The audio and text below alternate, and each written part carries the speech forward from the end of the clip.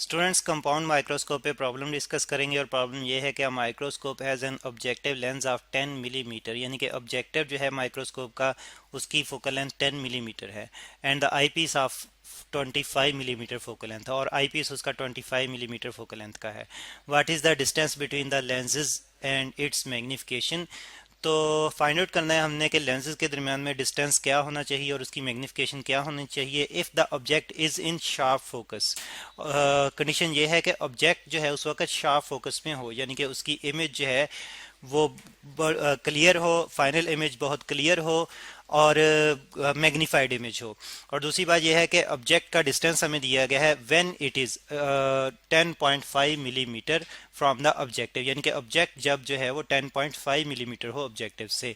ठीक है, तो इस कंडीशन में, और फिर कंडीशन दूसरी ये है कि शार्प फोकस हो, यानी कि इमेज क्लियर हो, डिटेल्ड इमेज हो और मैग्नीफाइड इमेज हो। तो इन कंडीशंस के अंडर हमने लेंसेज के दरमियान में डिस्टेंस फाइंड आउट करना है और उस कंपाउंड माइक्रोस्कोप की मैग्निफिकेशन फाइंड आउट करनी है। कुछ कंडीशन के को समझते हैं डायग्राम की मदद से। कंपाउंड माइक्रोस्कोप के हम ऑब्जेक्टिव और आईपीस को लेते हुए यहाँ पे डायग्राम की मदद से इस प्रॉब्लम को समझते हैं कंडीशंस को। तो देखें यहाँ पे हमारा ऑब्जेक्टिव है, ऑब्जेक्टिव। तो ऑब्जेक्टिव को शॉर्टली में ओ बी जे ई से रिप्रेजेंट करता हूँ। ये हमारा ऑब्जेक्टिव लेंस है, ये ऑब्जेक्ट है और ये ऑब्जेक्टिव लेंस है। ठीक है, और यहाँ पे फर्स्ट इमेज बन रही है जो इस ऑब्जेक्टिव की वजह से बन रही है, इसको हम I1 कह लेते हैं। और यहाँ पे हमारे पास आई पीस है जिसको मैं कैपिटल ई से रिप्रेजेंट कर देता हूँ, और इसकी वजह से जो फाइनल इमेज बन रही है वो यहाँ पे बन रही है, इसको मैं I2 से रिप्रेजेंट कर देता हूँ। ठीक है, अब अगर हम डिस्टेंसेस डिफाइन करना चाहें तो ऑब्जेक्ट का ऑब्जेक्टिव से डिस्टेंस जो है इसको मैं पी से रिप्रेजेंट करूंगा, ऑब्जेक्ट का ऑब्जेक्टिव से जो डिस्टेंस है वो पी से रिप्रेजेंट कर दूंगा, और इससे बनने वाली इमेज का जो डिस्टेंस है ऑब्जेक्टिव से इसको हम क्यू से रिप्रेजेंट कर देंगे। ठीक है, और इसके बाद हम देखते हैं कि यही इमेज जो है ऑब्जेक्ट के तौर पर बिहेव करेगी और वर्चुअल ऑब्जेक्ट के तौर पर बिहेव करेगी फॉर आई पीस।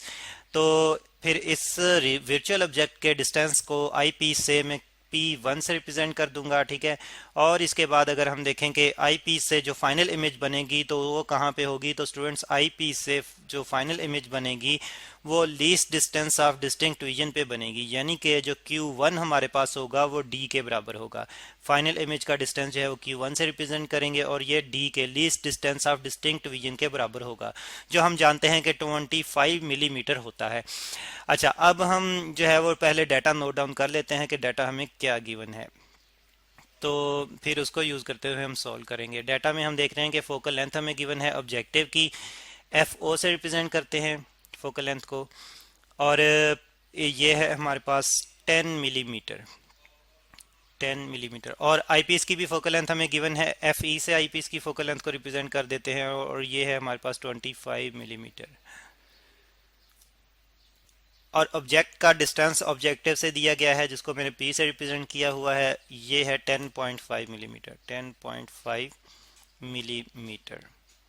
और फिर हम देखते हैं Q1 भी हमें गिवन है जो कि D के बराबर है। Q1 फाइनल इमेज का डिस्टेंस हमने लिया हुआ है Q1, जो कि D के least distance of distinct region के बराबर है, जो कि हमें पता है कि 25 मिलीमीटर होता है, सेंटीमीटर होता है एक नॉर्मल पर्सन के लिए।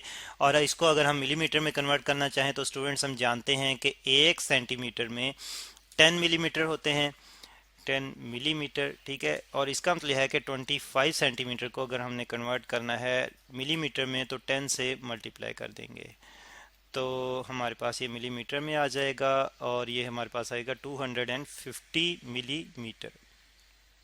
तो least distance of distinct region D को हमने कन्वर्ट कर लिया मिलीमीटर में, 250 मिलीमीटर। अब फाइंड आउट हमने क्या करना है, एक तो इन लेंसेज के दरमियान में डिस्टेंस जो है उस वो हमने फाइंड आउट करना है।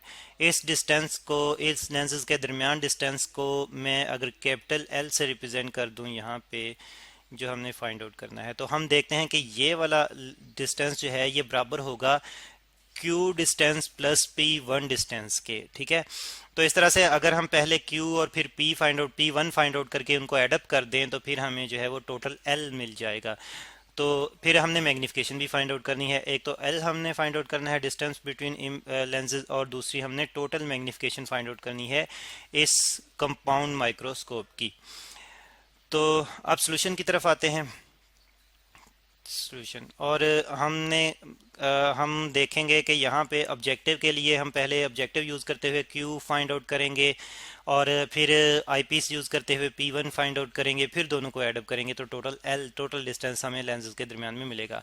ऑब्जेक्टिव के लिए लेंस फार्मूला यूज़ करेंगे। ऑब्जेक्टिव के लिए लेंस फार्मूला अगर हम यूज़ करें तो हम देखते हैं, यहाँ पे पहले लिख लेते हैं for objective, for objective only, ठीक है, सिर्फ ऑब्जेक्टिव के लिए, ऑब्जेक्टिव ओनली। तो इसके लिए लेंस फार्मूला यूज करें तो 1/FO is equal to 1/P plus 1/Q हमारे पास आ जाएगा, ठीक है। FO जो है ऑब्जेक्टिव की फोकल लेंथ है, और P जो है ऑब्जेक्ट का डिस्टेंस है ऑब्जेक्टिव से और ऑब्जेक्टिव लेंस से, और Q जो है ये अब उससे बनने वाली इमेज का डिस्टेंस है ऑब्जेक्टिव लेंस से, जो कि हमने फाइंड आउट करना है। अच्छा, अब वैल्यूज पुट करेंगे। 1/FO की वैल्यू फोकल लेंथ, ऑब्जेक्टिव के फोकल लेंथ की वैल्यू जो है वो हमें गिवन है, और कितनी है जी, ये 10 मिलीमीटर है, 10 मिलीमीटर, ठीक है, इज इक्वल टू पी की वैल्यू भी हमें गिवन है जो कि है 1/10.5 मिलीमीटर है इसकी पी की वैल्यू, और 1/Q, Q हमने फाइंड आउट करना है। अच्छा, सॉल्व करते हैं तो हमारे पास इसको अगर हम सॉल्व करें तो ये 1/Q इज इक्वल टू, ये आपस में जो है वो सब्ट्रैक्ट होंगे, यानी कि ये आ जाएगा 1/10 mm माइनस 1/10.5 mm, ठीक है। और अगर हम एलसीएम लेके सॉल्व करें तो 1/Q is equal to 10 multiplied by 10.5, ठीक है। और यहाँ पे ये एम से मल्टीप्लाई होगा मिलीमीटर इंटू मिलीमीटर, ठीक है। तो और फिर हम देखेंगे कि ऊपर यहाँ पे भी एलसीएम लेने की वजह से 10.5 मिलीमीटर और माइनस 10 मिलीमीटर आ जाएगा, और सॉल्व करेंगे तो ये ऊपर हमारे पास बच जाएगा 0.5 मिलीमीटर, और नीचे हमारे पास आ जाएगा 105।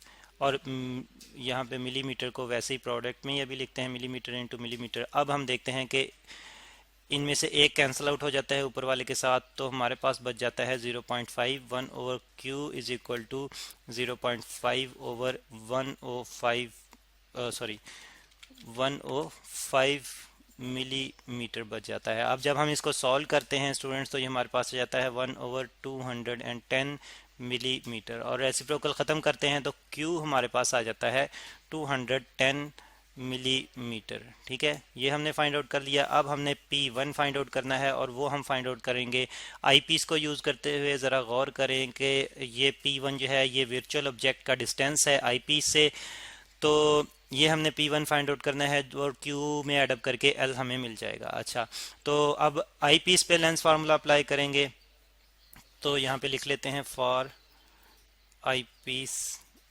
Eyepiece only. अब सिर्फ आईपीस के लिए फार्मूला यूज़ करेंगे, और हम देख रहे हैं कि यहाँ पे कन्वेक्स लेंस है तो फोकल लेंथ तो जो है ये इसकी रियल ही पॉजिटिव ही आएगी, 1/FE, ठीक है, is equal to 1/P1।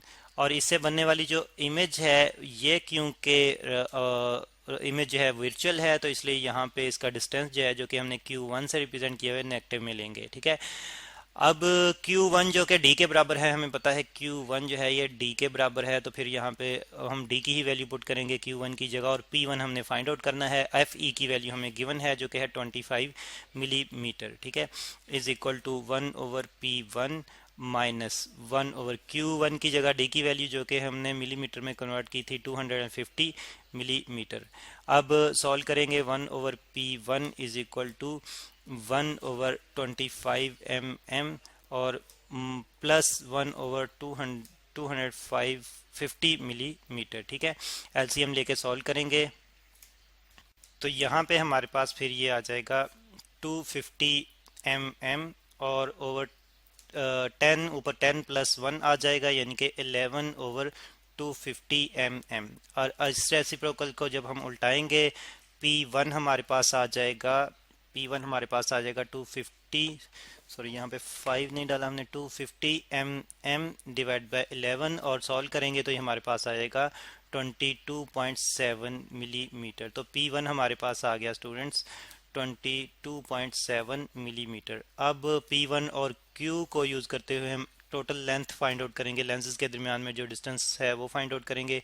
L is equal to Q plus P1 और Q हमारे पास आया था 210 मिलीमीटर प्लस P1 हमारे पास आया है 22.7 mm।